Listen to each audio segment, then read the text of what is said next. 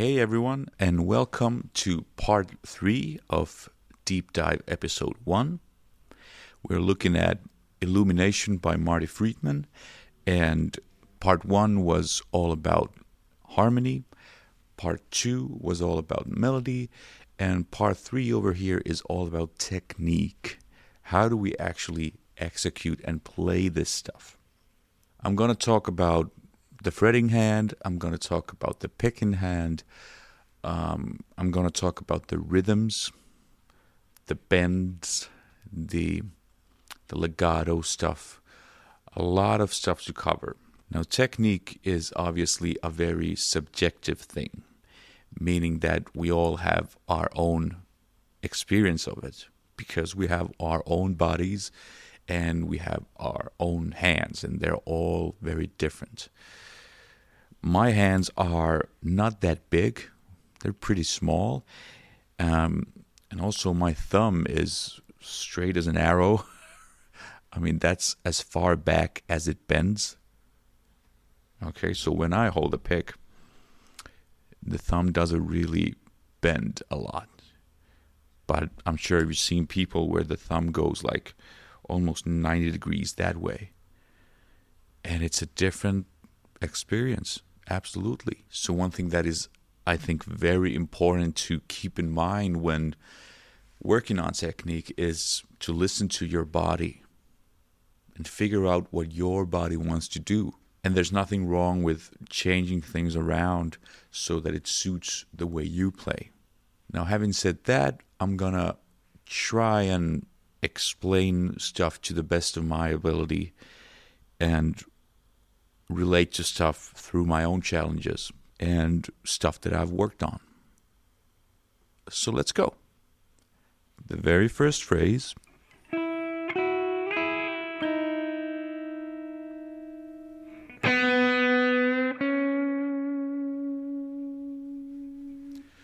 There's nothing all that freaky going on, right? It's just having the open E string ring out while you're playing the other note. Next up is this bend. Now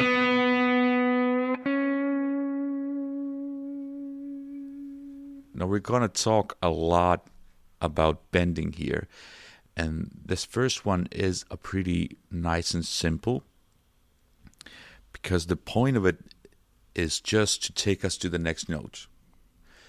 Let me play it for you without the bend.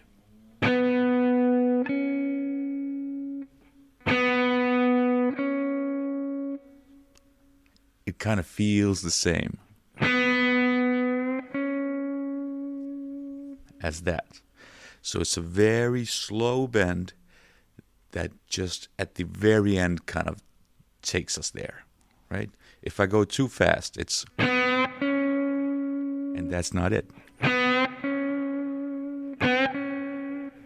It's...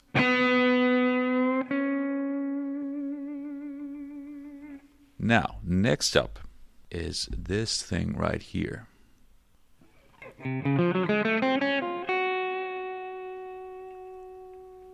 Now, of this first section, Marty released a video of him playing this in the studio, so it was a very good chance to see how he does this stuff.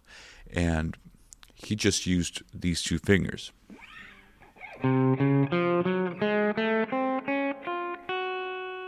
And all alternate picked. Nice and simple, right? Here's a good chance to work on your picking, because this kind of thing is pretty straightforward, but depending on your skill level, this might be a tough challenge for the picking hand, because we have to switch strings a lot. That's tough.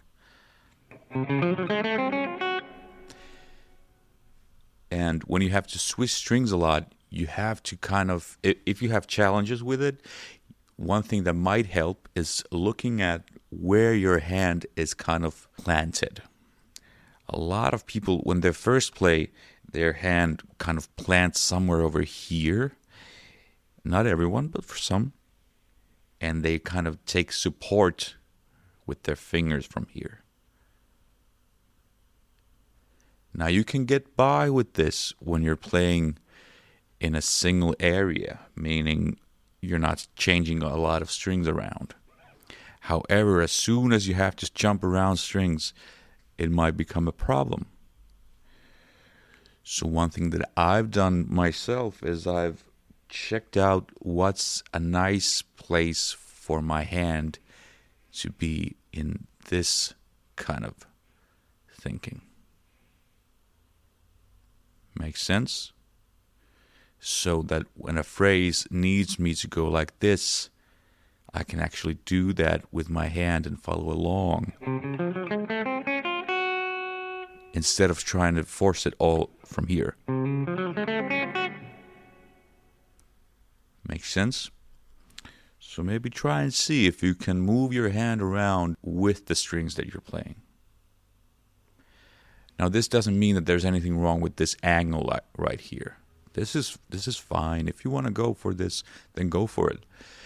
But if you have trouble switching strings around, then maybe look into that stuff. Right? I've seen a lot of people kind of take this approach because Marty does it. And that's okay. If you want to do it, then do it. But again, I'd like to advise you to try and listen to your own body and see what your body likes to do. This right here is what Marty's body likes to do. And he makes it work. He's not taking support from here at all. He's floating on the strings, so he can go like this. For me, it's more natural to be here. Either way works fine.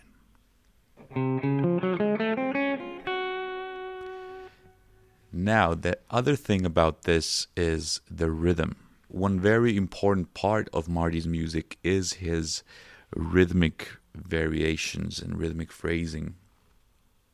And he has a very strong sense of rhythm in his playing. And because he has that strong sense of rhythm, he can take moments of freedom and then come right back in.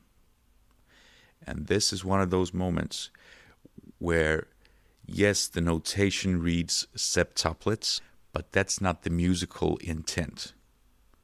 You know, when Marty's making this music or when he's playing this music, he's not thinking 1, 2, 3, 4, 5, 6, 7, 1, 2, 3, 4, 5, 6, 7. You know, that's not the way it works. This is a series of 10 notes that are building up in speed. They're not even.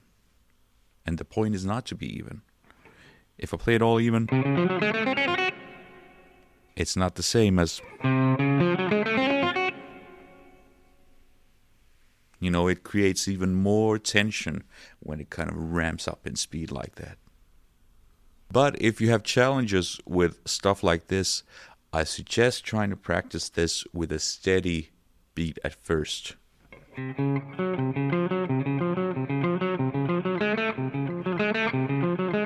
Alright, let's keep going because this is going to be a long video too. Then we get to this part.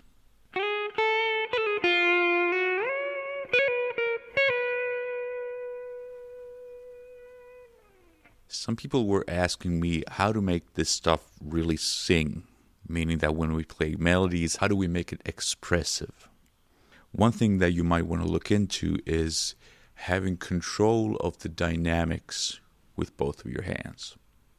What it means is that I control how loud or soft something is. The fact that it's just a hammer-on doesn't make it quieter, and the fact that something is picked doesn't make it louder, meaning something like this.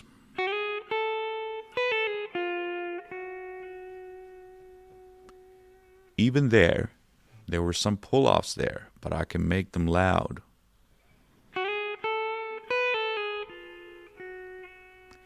And I can make the pick note quieter right after that.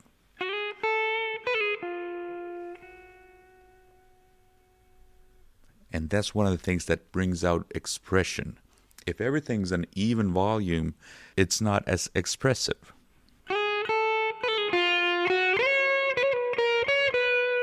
All right, that was really bad. I'm sorry. I'll try to play it better.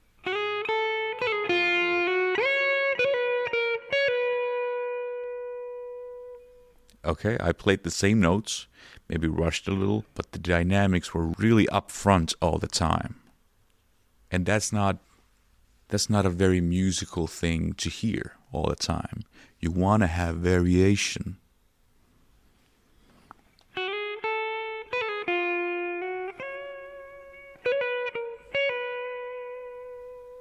And one thing that you can practice is being able to control the volume with the fretting hand.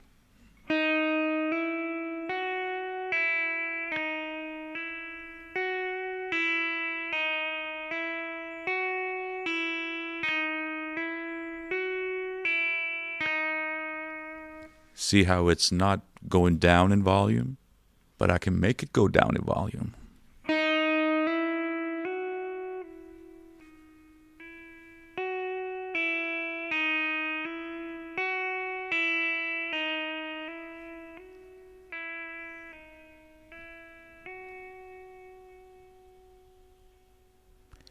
And having dynamic control like that takes practice.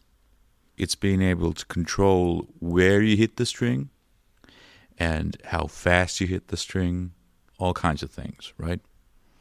But try and be aware of the dynamics when you play. I'll show the picking hand dynamics a bit later. But that's one thing to look out for. Next.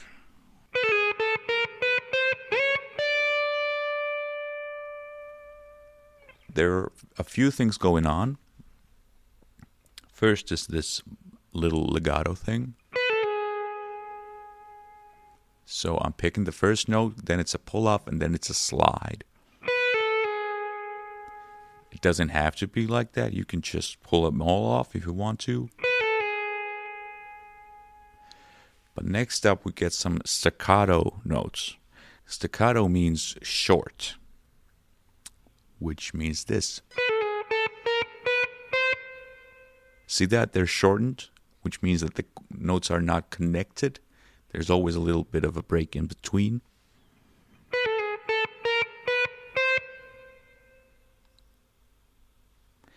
And the way I get that is I use my picking hand to land on the strings in between.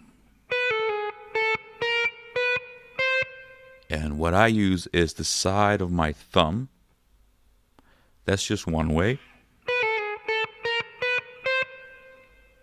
Some people like to use this karate part of the hand. That's fine too. For me, the thumb is a bit more natural, and it's just something that my body naturally does. But any way to mute the strings is fine, as long as you're getting the musical result that you want. But because of that thumb there, it's more natural for me to use all upstrokes. Then we get to here and we play the first pre-bend. So this is the idea. But we're doing like this. So this is another kind of bend that Marty likes to do a lot. Sometimes you don't even notice it. But here we had the video, so we actually saw him do that. And you can hear it in the vibrato too, because he can take it down and up instead of just going up. And a nice way to practice bends is instead of slowly going up and trying to guess where the pitch is, my ear gets a little confused when I do that, and I'm not anymore really sure of where the real pitch is that I'm shooting for when I go like this. Like, I can't tell. The way that I've learned to practice bending is like this. I play two notes at first, and then I hit the pitch right as it's bent. Instead of ramping up to it slowly and hoping for the best, I go right to it. because then my ear doesn't get confused and I can tell where I'm at. Meaning this.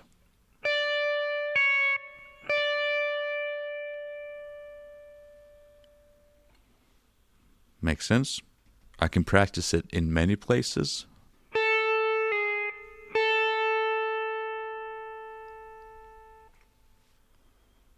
What I'm shooting for there is, well, first of all, listening that I'm in pitch. Like I was flat.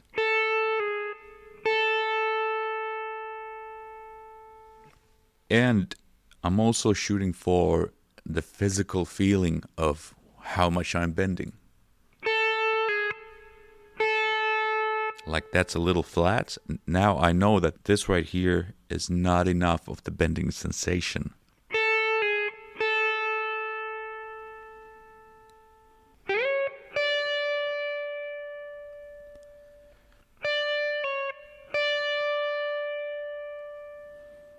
So I'm shooting right for the pitch.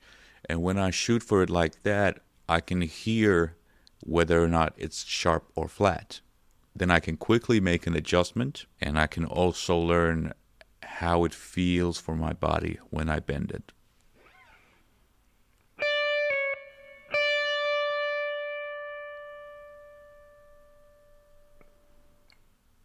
Now into that, I can then add all the kind of spices that I want, stuff like vibrato.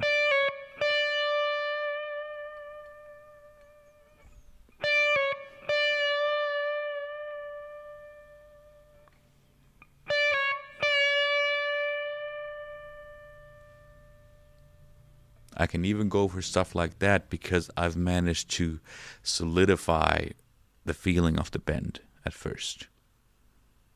I hope that makes sense. We'll look at more bends as they come along. But the way we get out of that bend is we slide down. So we release the bend and slide down.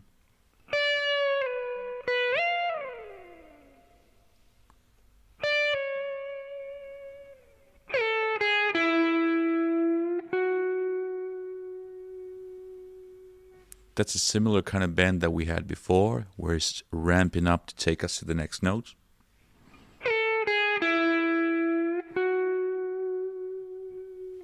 Now here's a good place to practice the dynamics with your picking hand.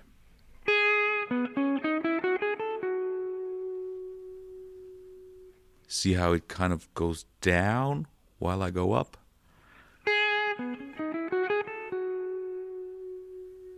I can make it the other way around too. I can make the first part quiet and then go loud.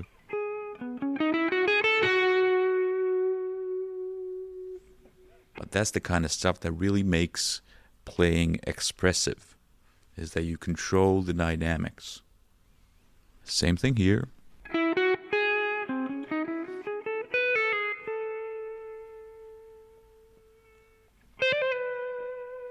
And out of these three scalar runs, the last one is kind of the loudest. And the vibrato on that bend is pretty extreme.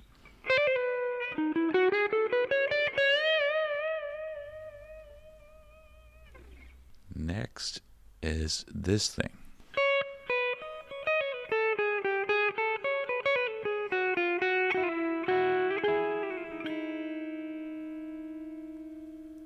Now the only legato bits in between there are the pull-offs.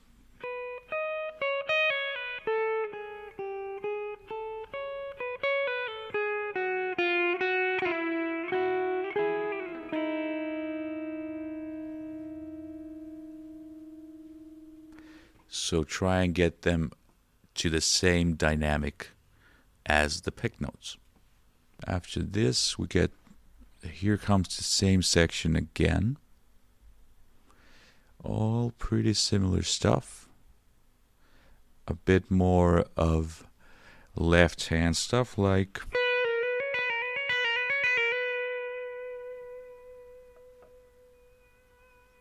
So it's the same phrase as before, but there's a bit of a variation in the phrase. And here's a good place to check out your left hand stamina.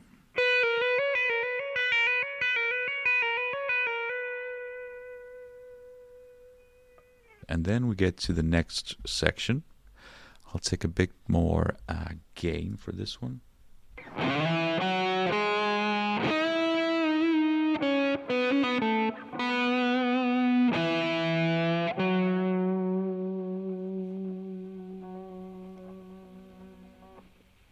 So there's some bends there.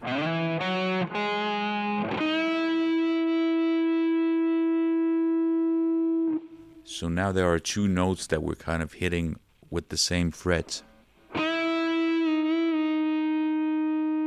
Without the bend, it would be.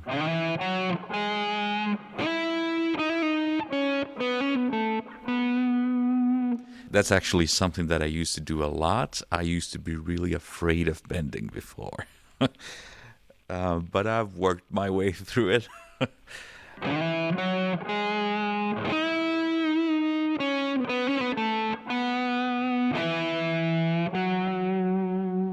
Bend is again a ramp up that's taking us to the next note.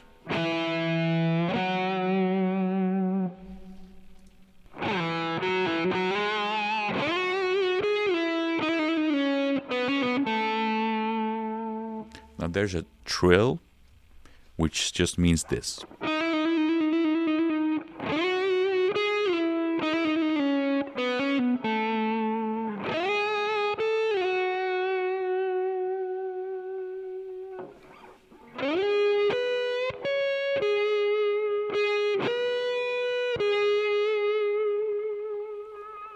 So some similar type of bends again, right?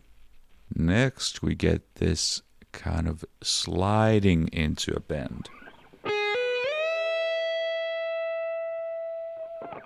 So that's two different techniques happening back to back, or three maybe even. First is the hammer on, then the slide, then the bend.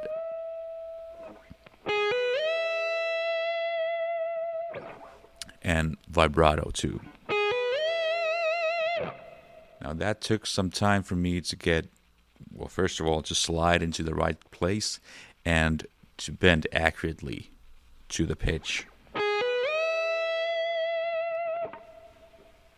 So be patient. There's a lot of things going on in just that one thing.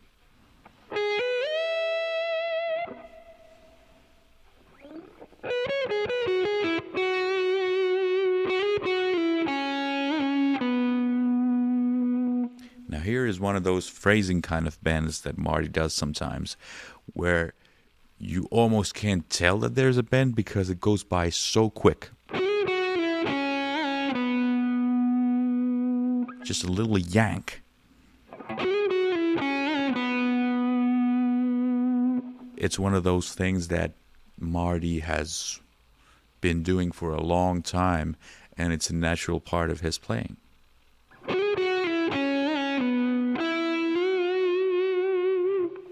Next, we get this thing.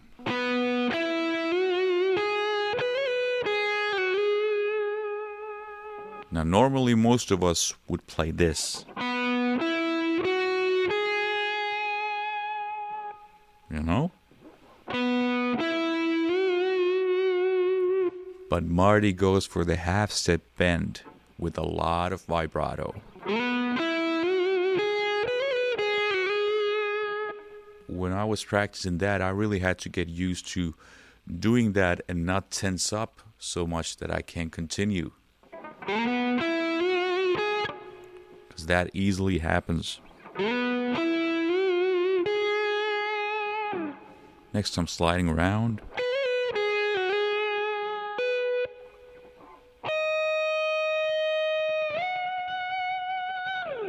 So there's a pre-bend, and out of that pre-bend, we slide right on up.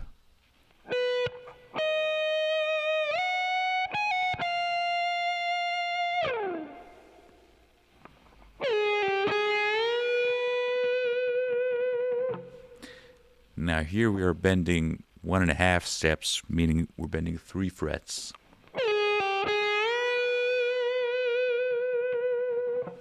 Now that one hurts, I'm not gonna lie. But if it keeps on hurting and you feel like you can't stand it, one thing that really helps is getting more fingers underneath the string.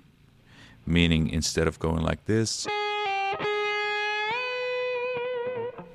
we can actually use this finger here. So then we have 3 fingers that are having a grip on the string.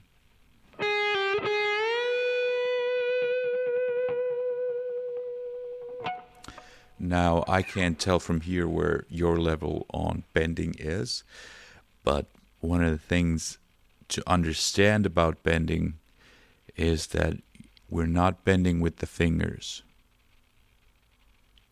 Their job is to stay in place while our hand does the bending. So our entire hand turns like this when we bend. In fact, when I bend, I can feel it in my back because that's where the muscles are connected, right?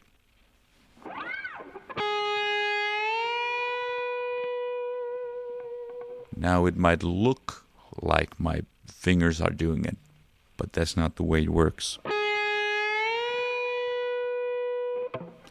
Sure, they're having to work too, because they have to stay rigid and in place, but they're not pushing the strings upward.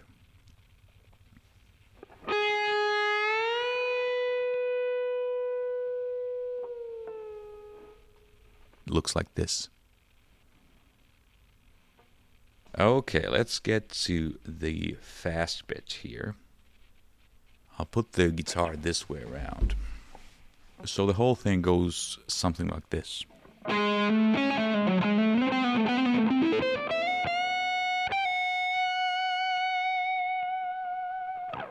Now let's look at it piece by piece. The first place we're in is this F sharp minor, right? And we looked at all those things in detail in the melody part. Well, let's look at this little technical cell here.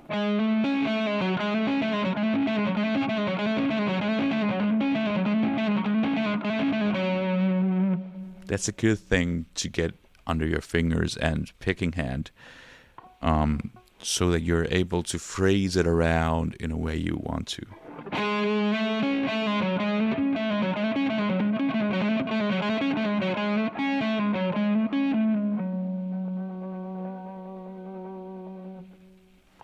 Then we just slide that up.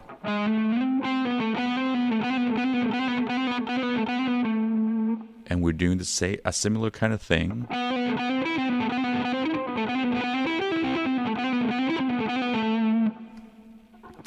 And after we're done jumbling those around, we take the entire arpeggio. And in there's a little bit of sweeping involved.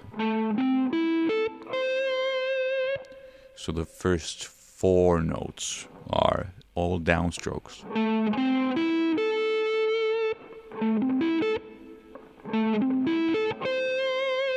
And the next one is an up.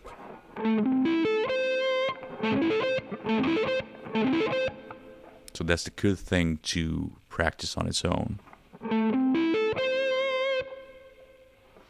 And then we just go up. We pick the first 2 notes and slide into the last one.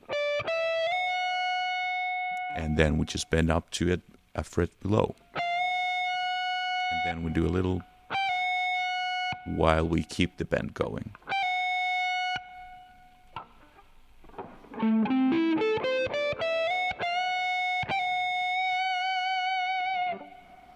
The tough part for me here is, after doing all of that, getting to the top part and having that bend be in tune. That's tough for me.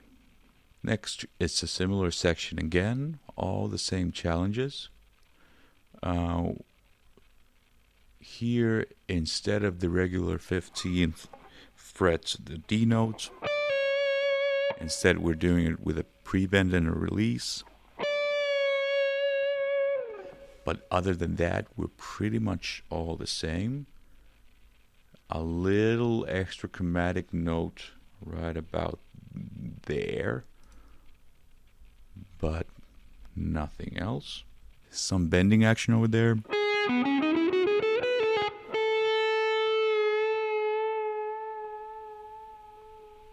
Everything after that is pretty much the same. Then we get to this the same section as before, but with a very clean sound.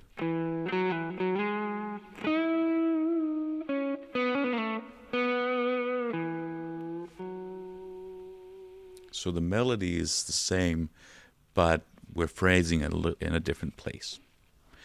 I put the notes over there because that's the way it sounded to me. You can play it anywhere you want. Like here too. It's fine. The challenges are similar. Some of the places are a bit different, but it's just as much of a challenge as before. Same kind of bending here. Alright, so here comes the next fast bit. So this is what we're talking about.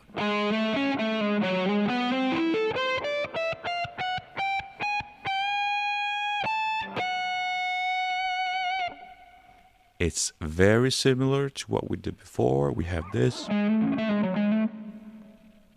but we have even a smaller part of it. We have that much, and then we slide up. And after that, we go up to that, and we keep on going up.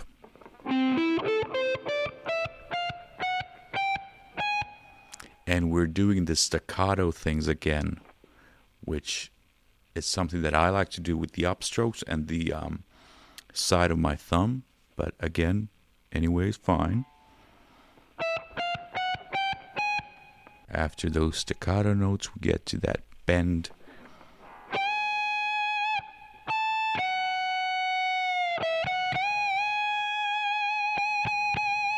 Those bends are pretty standard guitar-like bends this time. Let's keep going.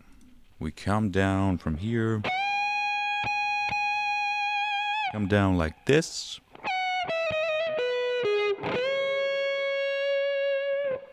Next we get this bluesy kind of thing where the top note doesn't change.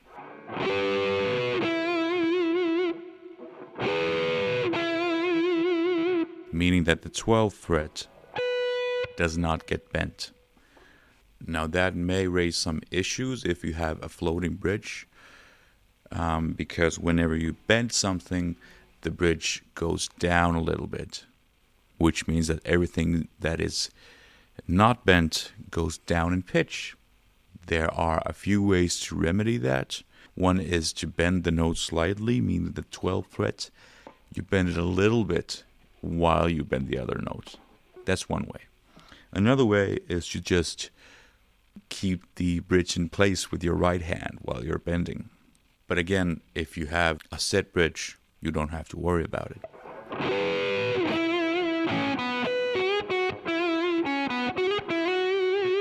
Then we get to this D major thing. And here's a bit of a challenge with noise, for instance. To get that note and have it be clean is a bit tough, because it's something that you might want to do with the same finger as you're doing the G string below, because it's the same fret. Now, a little noise is fine. Don't worry about it that much, but maybe not this much.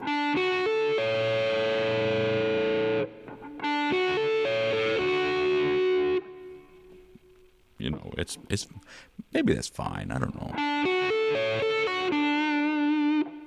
Maybe that's fine. Depends on how you like it. But if you want to look into it, one thing to look out for is the rolling of the finger, meaning that when we're doing the other note with the same finger, we have to roll the finger a little bit so that it doesn't press on the earlier note. So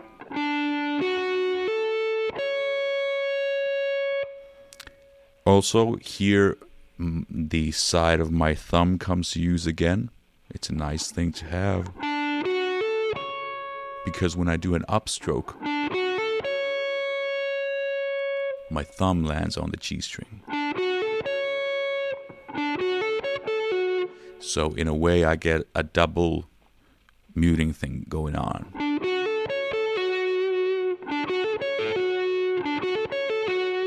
There's sometimes a little noise there, but I don't mind.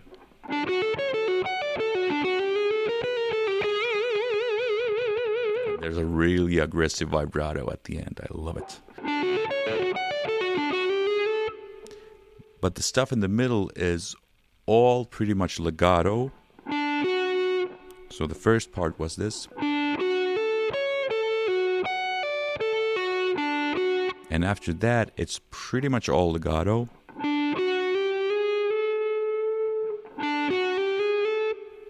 That's hammer-ons and a slide. Then here I pick the first two notes because I really want to accent the 12th fret.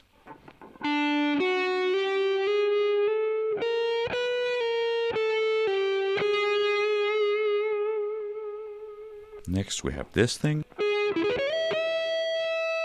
So there's a little bit of a sweep arpeggio there. I'm going 3 down, then take an upstroke on the 14th.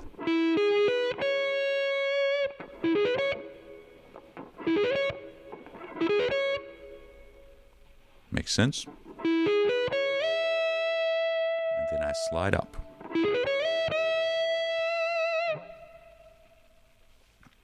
Okay.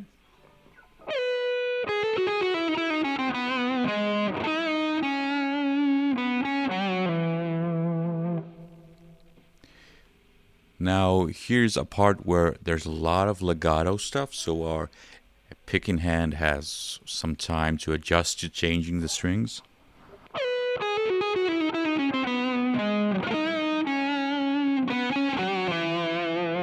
But one thing that my hand likes to do here is actually use a bit of a finger. That's something that just started to appear in my playing at some point, and I decided to roll with it. Why not? And where I use it is here.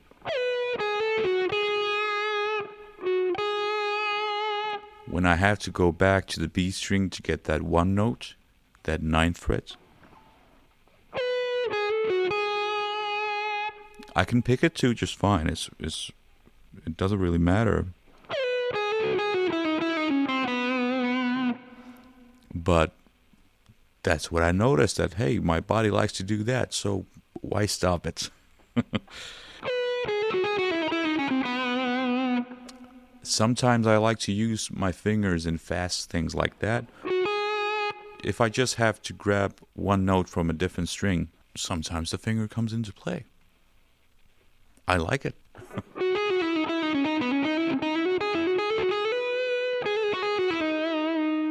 Try and get an angle so that you can see it.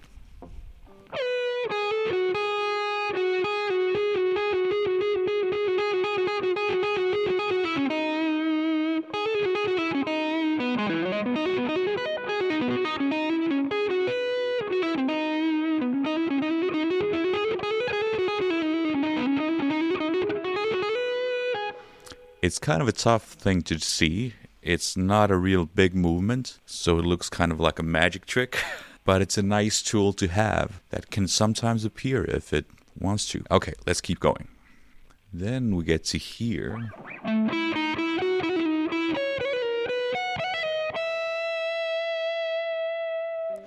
That's pretty straightforward. All of those legato phrases are exactly the same, meaning that there's a hammer-on, a pull-off, and slide down.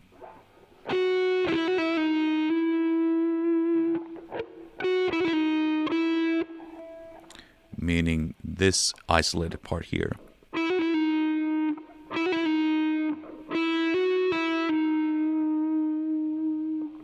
That's a nice thing to use all over the neck. And then we just have stuff around it.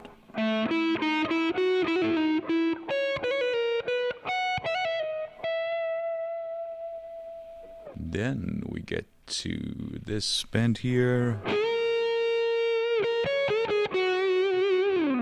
And then comes the A major arpeggio.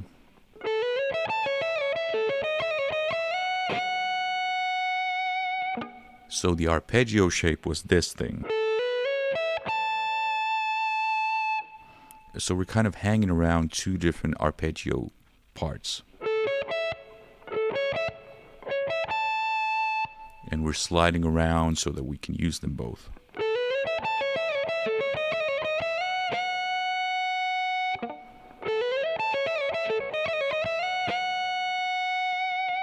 So the way to work on that is to, again, put it into small pieces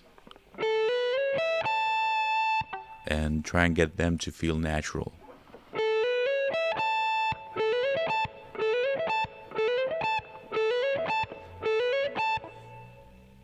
Then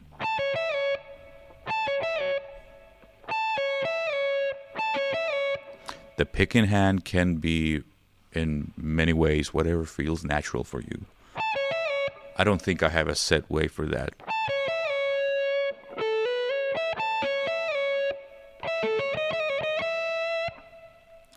One thing that I've noticed here is my body likes to change the fingers over here. So that I do, when it's time for that, I just use my pinky.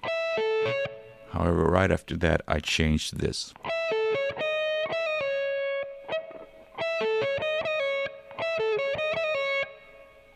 That feels more natural for me. Sure, I can get it like this.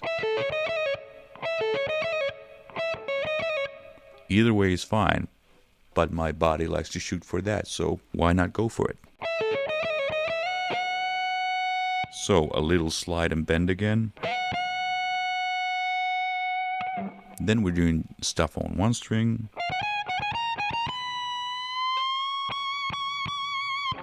So it's pretty straightforward. Then comes this rhythm section thing, if you want to work on it. That's actually one of the toughest parts of the song. Because to get that in time is not easy. You have to do so much rhythm work with your left hand, and these have to be really accurate and in time, because it's a rhythm guitar part and the rhythm has to be really tight and on it. And there are many harmonies on it too, so all of the guitars have to be dead on time. And that can be a challenge when you're playing notes with just the fretting hand, because this one doesn't like to be in time at first. At least for me. I've really had to work on just this hand being in time with the metronome. Let's keep going.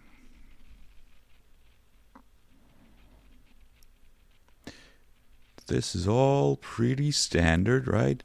In here there are some guitar harmonies, so that's why it's a bit of a jumbled mess over there.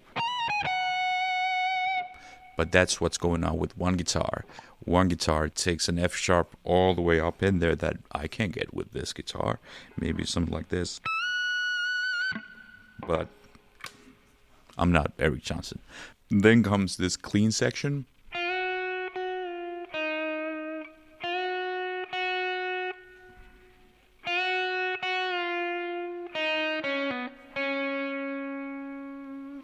You know, those kind of half-step bends, again, I really like to use these pre-bend practice ways to get me in tune with the bends. So,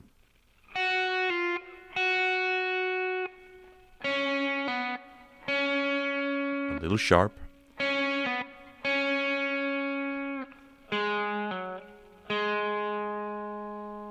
Now there we actually hammer on into the bend.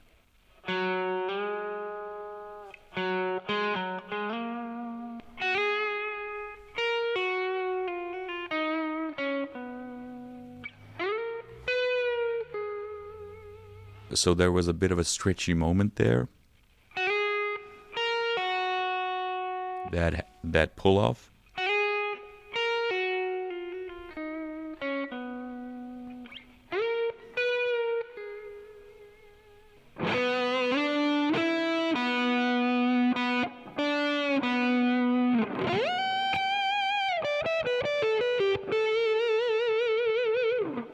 pretty similar stuff to before, right? This is all pretty... We're familiar with the stuff now, right? Same thing here.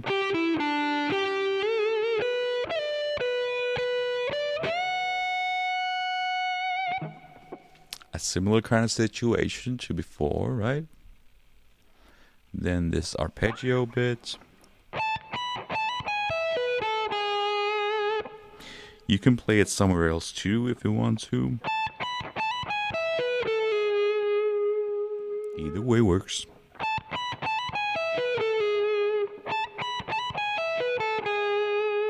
Then this kind of thing.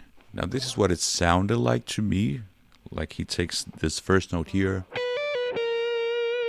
because he really picks it, and the next ones are slided into. So that's why it sounds to me like it's...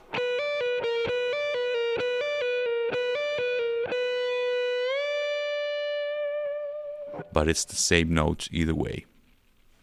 So you can just go all the time. But then you have to do the bend with just the first finger. So maybe you can change it into being over here. Or you can slide into it on the last one. Either way is fine. Whatever sounds and feels good to you. Then we get to this C minor arpeggio.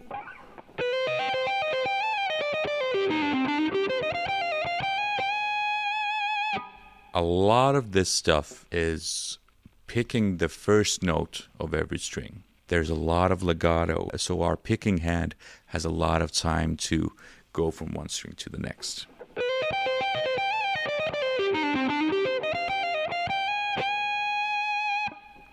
So let's look at it bit by bit. That's the first part, the minor major 7 arpeggio shape. Picking wise, it's pretty straightforward. So down, then a hammer on, then down up.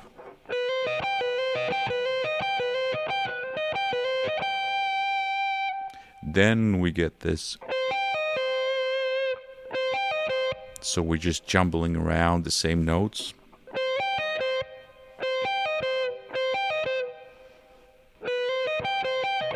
So those are all patterns that are nice to practice on their own and get them to feel natural for you.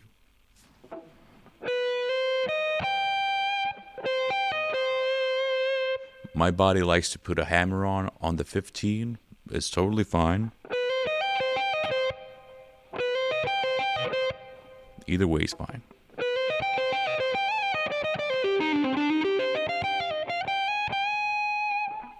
Then we get this pinky slide. And after that, the shape, which we looked at in the melody part. That's a very similar shape to what you might have witnessed in Tornado. It's a similar thing here. So the pinky leads the action here.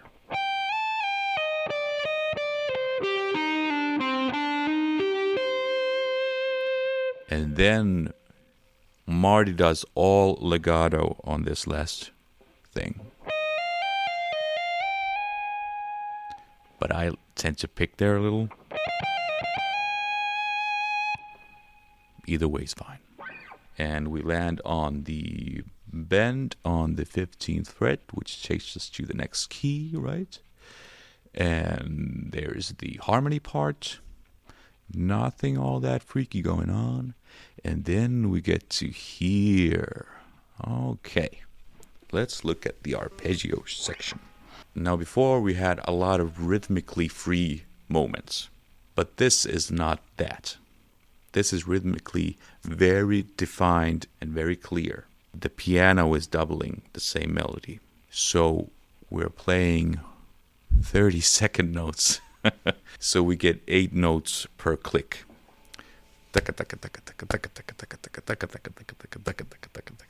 So you can practice this even while playing 16 notes, which is 4 notes per click.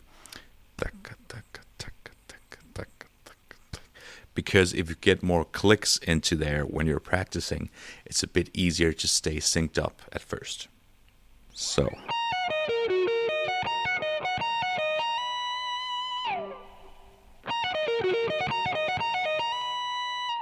Now let's talk about the picking directions a little.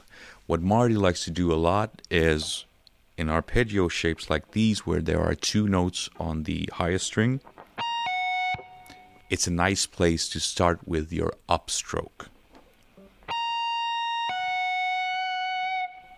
Because when our pick angle is like this, meaning that it's not perpendicular to the string, but there's a little bit of an angle like this, that means that our upstrokes really take us up, and then the downstrokes really land in between the strings. Make sense?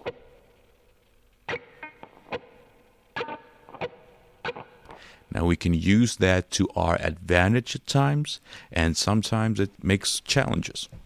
But here it's a nice place to start with. So an upstroke. Now on the next part, I'm going to give you 2 options because, again, our bodies are different and we like to do different things naturally. What my body likes to do is take an upstroke, a pull off, and then 2 upstrokes after that.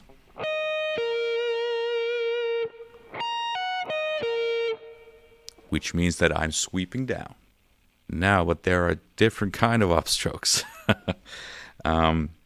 Meaning that if I have an angle like this, the upstroke takes me up. However, if my angle is a bit more like this, then I land in between the strings, so I can play the next string pretty easily. Makes sense? And I can play the next string pretty easily too, right? However, in order to continue this line here, I have to make it a different kind of upstroke, which is the first type of upstroke. So.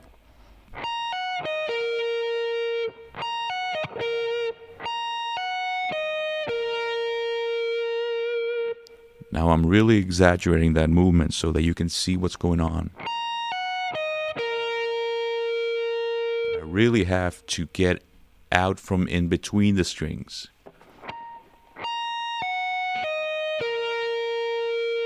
So that I can get ready for the next part, which is all downstrokes. So this section has kind of 3 parts. First is the accent on the higher string. Then is the way we go down. And then is the way we come back up. And the first is a good idea to start with the upstroke. And the last one, meaning the ascending part, is a good idea to do all downstrokes. Because that kind of completes the circle. Because when we go downstrokes and then we get an upstroke at the very start. Now the place where we get the variation and the option is in between. This is what my body likes to do naturally here.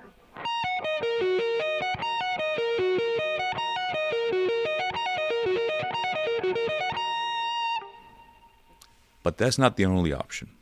The second option is that the first part and the last part remain the same. However, we make the thing in between to be alternate picked.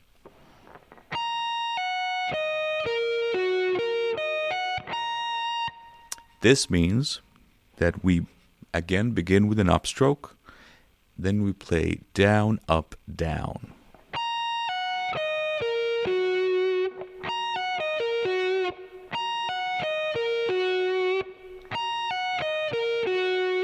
Now, what I like to do a lot of times is, even if my body likes to do something one way, I like to practice the other ways too, so that I have options.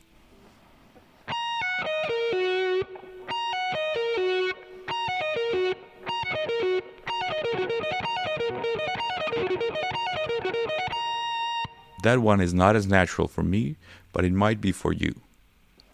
I suspect that that is the way Marty plays it, because Marty pretty rarely does consecutive upstrokes, because his picking hand is pretty often in this angle here, right?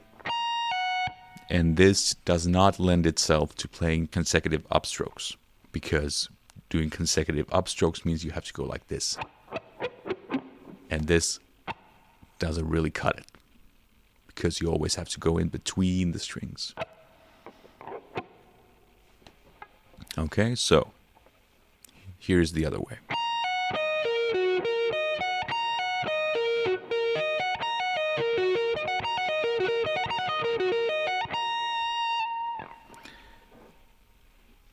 Either one works fine. Check out what fits you. Let's move on.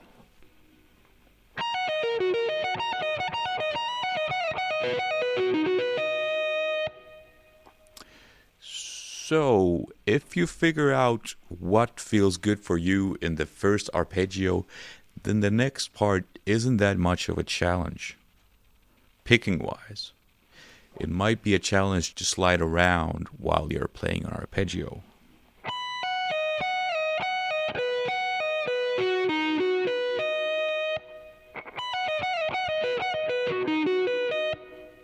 Because you're sliding, and then you're taking the same note with a pinky over here.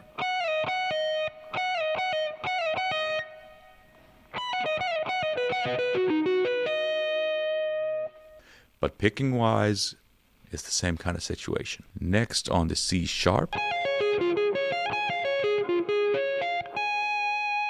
same kind of thing.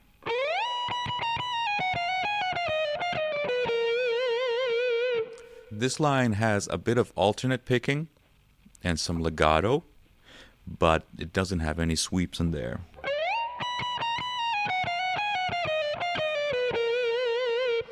And the legato notes are in between there. Some notes are picked, some notes are legato, and what that makes is a very strong phrase. Because if everything is legato all the time, then there isn't all that much aggression. Okay?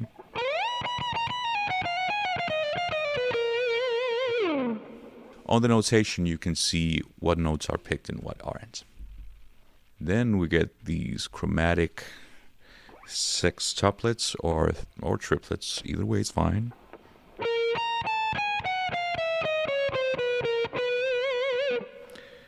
These are pretty self-explanatory.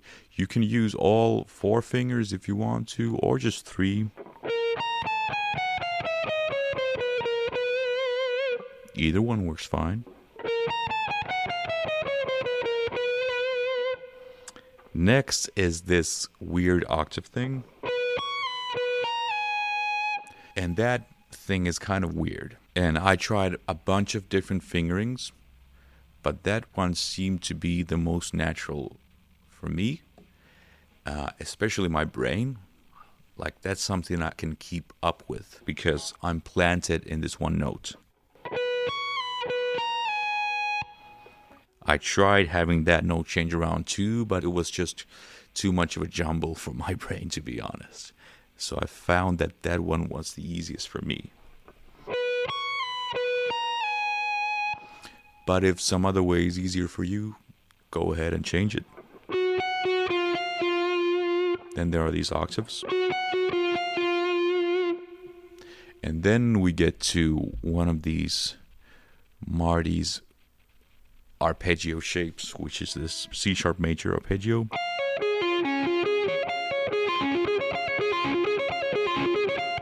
Now there is some string skipping involved, sure. We could do the same thing with this.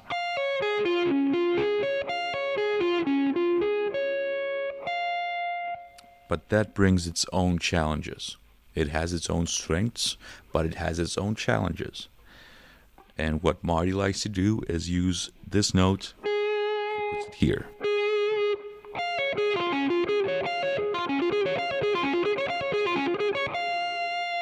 So the string skipping is a small price to pay for the advantages you get.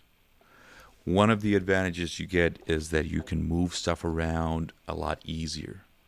Because when you have a sweep, you can only go kind of in one direction, then change directions and come back. But with a shape like this, you can move it all around all the time.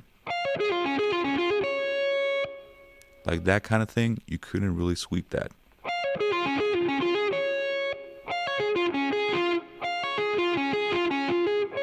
I mean, you can, but it's tough.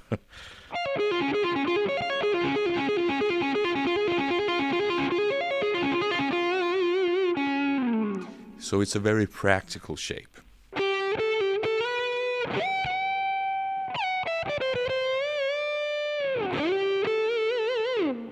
That's pretty straightforward in what's going on. There's a mini sweep there again. And what my picking hand likes to do after small sweeps like that is immediately go for muting the strings. See that? That's what the side of my thumb is doing there. Then some legato stuff, some bends.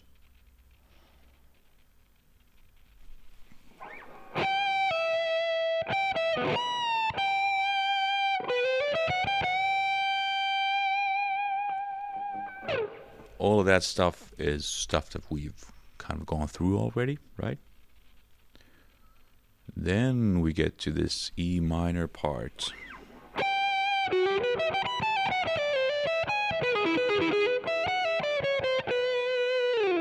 Okay, so let's look at it piece by piece. This is the first. That's all sweeping. There's just a little hammer on at the bottom.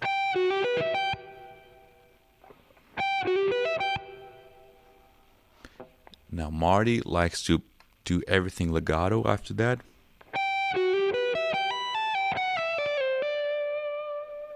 In fact, even I put the note on the 12th fret here, but it sounds like a hammer-on, so it's maybe here. So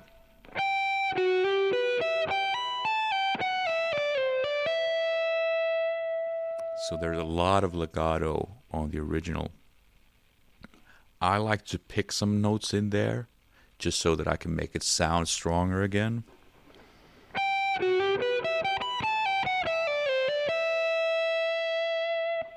But that's just me. Either way is fine. And then after that, we shift into the major part, which is this.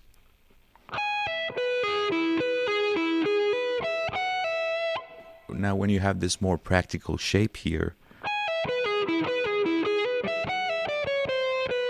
you can use a lot more hammer-ons and pull-offs. And yes, you have to string skip a little, but it's worth the sacrifice. And then we get to here again. And there we actually have a hammer-on so that we can have just a simple, nice whole step bend. And then we go into the arpeggio.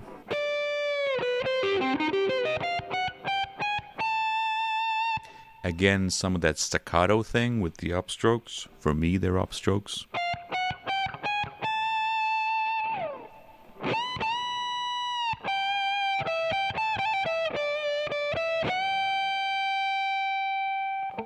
All pretty much the same kind of stuff we've been going through over again. And then we're in the outro. Now this is all very clean.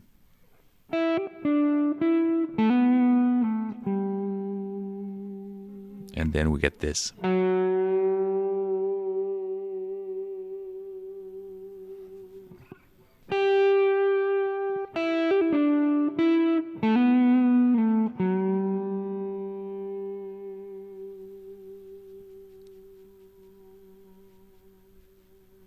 Again, the point is to hit the G note, but with this.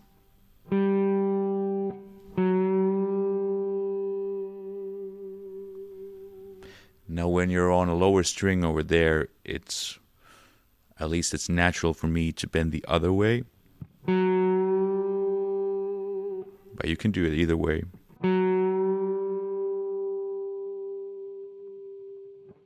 And there you have it.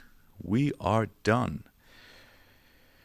So, that concludes the first episode of Deep Dive. This is a lot, I know. And it's pretty deep. We went in pretty deep, right? I hope you enjoyed it. I hope you learned something.